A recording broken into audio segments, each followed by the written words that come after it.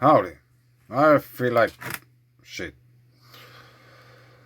So I thought that we could talk about this. Every day, tons of viruses are swept into the sky and fall back down to Earth. Scientists now think they understand why so many viruses seem able to exist in widely varying ecosystems on Earth. Yeah, just when this is 25th of April 2018.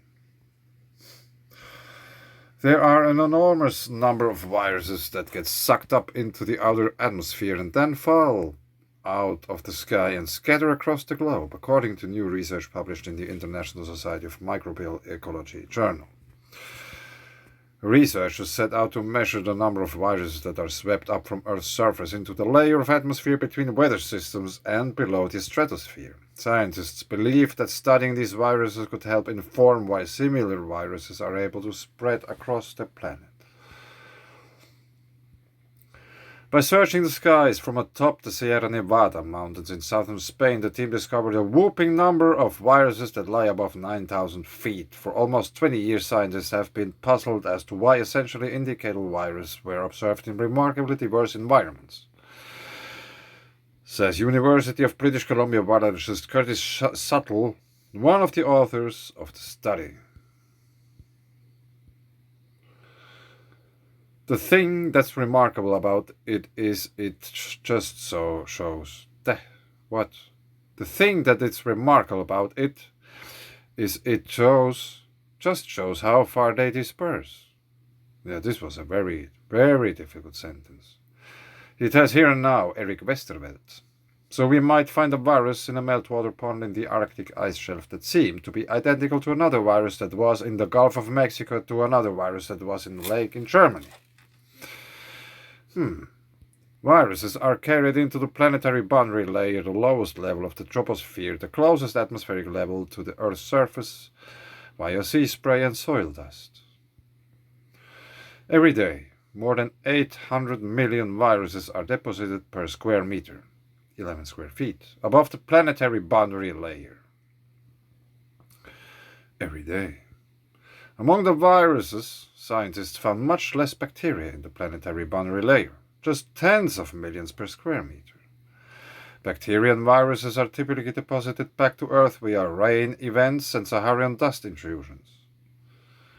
However, the rain was less efficient removing viruses from the atmosphere, said author and microbial ecologist Isabel Resch from the University of Granada. It may sound like something out of a science fiction movie, but it's not quite so perilous. Suttle explains that early all of the viruses circulating and dropping from the Earth's atmosphere actually help regulate ecosystems across the planet. So many of the viruses, and perhaps just about all of them, in fact, are keeping planetary processes going on, he says. So almost all of these viruses infect the microbes that are in the ocean and on the surface of the Earth. So essentially, none of those microbes, statistically speaking, would infect humans, so it's not something we have to be worried about. The larger concern to humans is the introduction of more particles in the atmosphere which can lead respiratory issues, Resch told Newsweek. Climate change is responsible for pushing more microbes into the atmosphere. Climate change increases soil erosion and hurricane dynamics, she said. Soil erosion, mostly in arid and semi-arid regions, is increasing the exports of dust to the atmosphere and the microorganisms associated with this dust.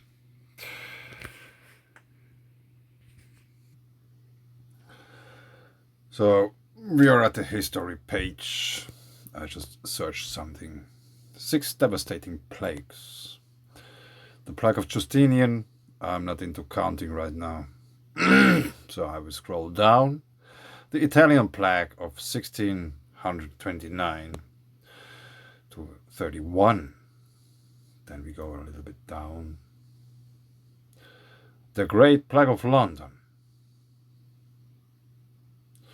Plague laid siege to the city of London several times during the 16th and 17th century, most famously between 1665 and 1666. Some 8,000 people were dying each week. The wealthy, including King Charles II, fled to the countryside, leaving the poor as the plague's main victims. How nice. Never did so many husbands and wives die together. How romantic. A reverend named Thomas Vincent wrote, never did so many parents carry their children with them to the grave. As the sickness spread, London's authorities tried to contain the infected by quarantining them in their homes, which were marked with a red cross. Somewhere between 75,000 and 100,000 people eventually perished before the outbreak died down in 1666. Later the same year, London was visited by the second major tragedy, when the Great Fire of 1666 torched much of the city centre.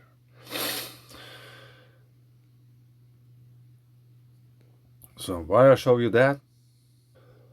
For this we have to go over to Wikipedia. And once again, Wikipedia. There are people who think about that there is a grand solar minimum coming since it's 400 years. 16th century, approximately 400 years.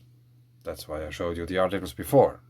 Solar minimum and maximum are the two extremes of the sun's 11-year and 400 activity cycle. 400 years, sorry. At the maximum, the sun is peppered with sunspots, solar flares erupt, and the sun hurls billion tons clouds of electrified gas plasma into space. Sky watchers may see more auroras, and space agency must monitor radiation storms for astronaut protection. Power outages, satellite malfunctions, communication disruptions, and GPS receiver malfunctions are just a few of the things that can happen during a solar maximum. At a solar minimum, there are fewer sunspots and solar flares subside. Sometimes days or weeks go by without a spot. So, for those who are waiting a grand solar minimum, I recommend you to watch this graph. This is NASA page Space Weather Live. It's an application everybody can load down for free on your phone. These charts on this page resemble the progress of the solar cycle. The charts are updated every month by the SWPC with the latest ISES predictions. Observed values are initially temporary values that are replaced with the final data once it is available. All the graphs on this page can be exported as GPG. Every dataset can be toggled on or off by clicking on the corresponding description under each graph. To do big things, you need better tools. I just have a phone. So, this is solar cycle 25, 24, 23. And it seemed that we were going downwards. If you compare that. And now we are here already. And we are not even on the maximum. There's still a way to go. So I don't think we will witness a grand solar minimum. And I have been making videos about this similar thing, which is not possible in this mode because it's not. Maybe I search it. Yeah, I made this some time ago. These are the Suncycles 24 and 23. This is 25. And we are here.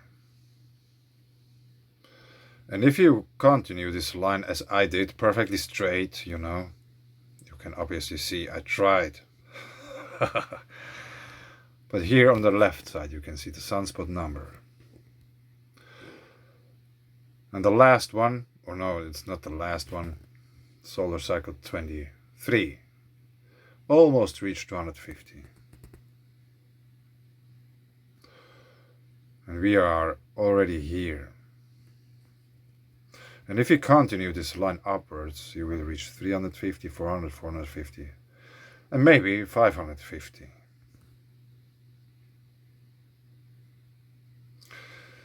Because that's very steep. And there is still way to go.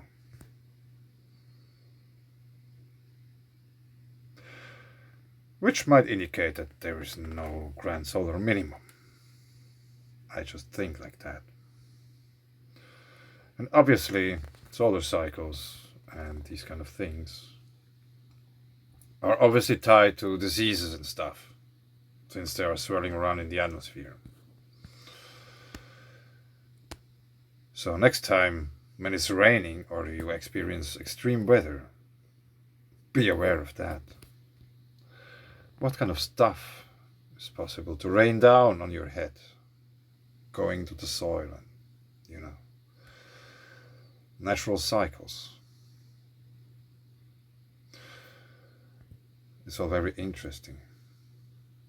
In my previous video I was talking about geoid. I showed you this geoid from Popli in Spain.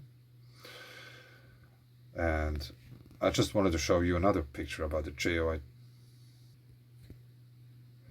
Yeah, maybe Earth is the biggest geoid we have. It's just alive. That's why it's hot inside. There might be this kind of plasmoid sea pinch thing in the middle which provides the heat and liquid stuff which is pouring out of Earth. Hence magma, water and these kind of things. And there would be, I think, plenty of space for this kind of thing inside Earth.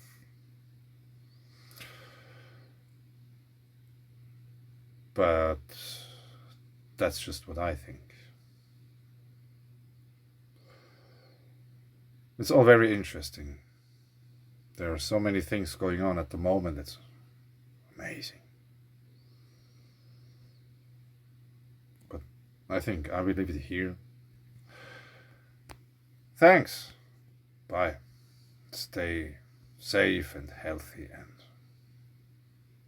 awake.